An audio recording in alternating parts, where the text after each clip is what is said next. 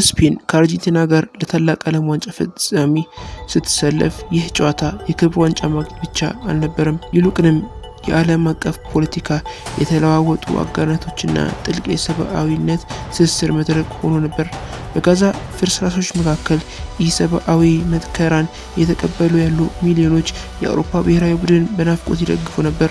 ሌላ በኩል በእስራኤል መንግስት ከፍተኛ የስልጣን እርከን ላይ ያሉ አካላት ሊዮን ሜሲ የምትመራው አርጀንቲናን በግልጽ ይደግፉ ነበር። ይህ የእግር ኳስ ጨዋታ እንዴት ወደ ዓለም አቀፍ ፖለቲካ ሰጣ ገባ ውስጥ ተቀየረ? ስፔንስ ለፍልስጤም ድምጽ የሆነችው እንዴት ነው?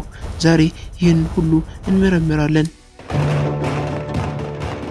ይህ የፍጻሜ ጨዋታ ይህን ያህል ትልቅ ስሜታዊ ክብደት እንዲኖረው ያደረገው ምን እንደሆነ ለመረዳት ስፔን ከፍልስጤም ጋር ያላት ግንኙነት ባለፉት ዓመታት ውስጥ እንዴት እንደተቀየረ ማየት አለብን። ሌሎች ብዙ የአውሮፓ ሀገራት ጠንቃቃና የቆየ የውጭ ፖለቲካ አቋም ይዘው ሲቆዩ፣ ስፔን ግን ፈጽሞ የተለየ እና ደፋር መንገድ መረጠች። በግንቦት 2024 አጋማሽ ላይ ስፔን ከአይርላንድና ኖርዌይ ጋር በመሆን የፍልስጤም ግዛት መሆን በይፋ አወጀች። ይህ በአውሮፓ ህብረት ታሪክ ውስጥ በዋና አባል ሀገር የተወሰደ እጅግ ደፋሩ የዲፕሎማሲ እርምጃ ነበር።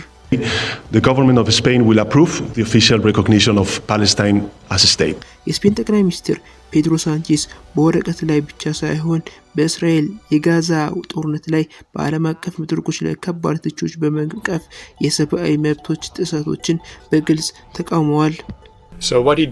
በማድሪድ በባርሴሎናና በባስክ ግዛት ላይ ያሉ በሚሊዮን የሚቆጠሩ ተራ የስፔን ዜጎች ታሪካዊ የድጋፍ ሰልፍ አደረጉ። እንደ ታዋቂ ኦስካር አሸናፊ ተዋናይ ሃይቨር ባርደም ያሉ ታዋቂ ሰዎች የፍልስጤምን ሰንደቅ ዓላማ በመያዝ ድጋፋቸው አሳይቷል። እስከ 2026 ድረስ ስፔን በፖለቲካ አጋርነት ብቻ ሳይሆን በአብዛኞቹ የአውሮፓ ሀገሮች የፍልስጤም ሰብአዊ መብቶች ዋና ድምጽ ሆና መጣች። ተፈጥሮ ይህ ማህበራዊ ፖለቲካዊ ንቃት በቀጥታ ወደ ስፖርቱ ዓለም ገባ። እዚህ ላይ ነው እንግዲህ ወጣቱ ኮከብ ላሚን ያማል ወደ ታሪኩ የሚገባው።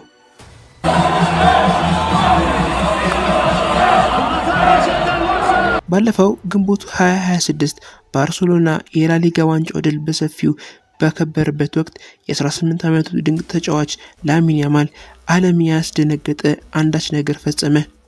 በሺዎች የሚቆጠሩ ደጋፊዎች መካከል ሆኖ ግዙፉ የፍልስጤም ሰንደቅ ዓላማ እያውለበለበ ነበር። ይህ የ14 ሴኮንድ አጭር ቪዲዮ በቅጽበት ተሰራጭቶ በሚሊዮን የሚቆጠሩ እይቶችን አገኘ። በጋዛ ውስጥ በመከራ ውስጥ ላሉ ፍልስጤማውያን ይህ ድርጊት እጅግ ስሜታዊ ነበር። በፍልስጤም ተማሪዎች፣ ፓስተሮችና አትሌቶች በማህበራዊ ሚዲያ ፍቅራቸውን ገለጹ። የጋዛ አካል ጉዳተኞች እግር ኳስ ቡድን የፍልስጤምን ሰንደቅ ዓላማ ከፍ የሚያደርግ ማንኛውም አካል የዓለም ዋንጫ ከፍ የማድረግ ስንኝ ያለው የሚል አስገራሚ ቪዲዮ መልእክት አስተላለፈ።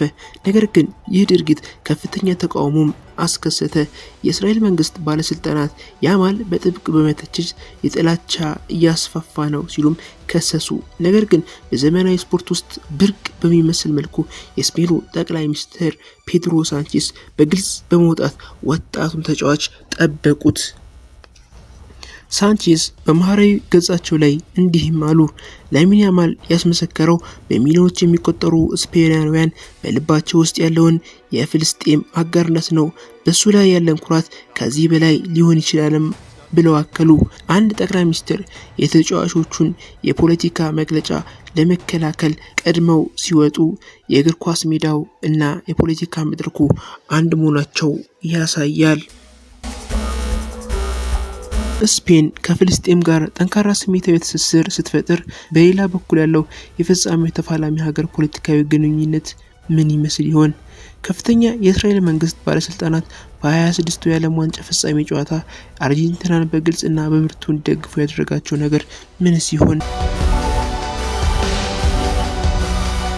ምክንያቱ ስንመረምር በእስራኤላዊ ጠቅላይ ሚኒስትር ቤንጃሚን ኔታንያሁና በአርጀንቲና ቀኝ ዘመም ፕሬዚዳንት ሃይቨርስ ሜሊ መካከል ባለው ጥልቅ የፖለቲካዊ ቁርኝነት ላይ የተመሰረተ ነው።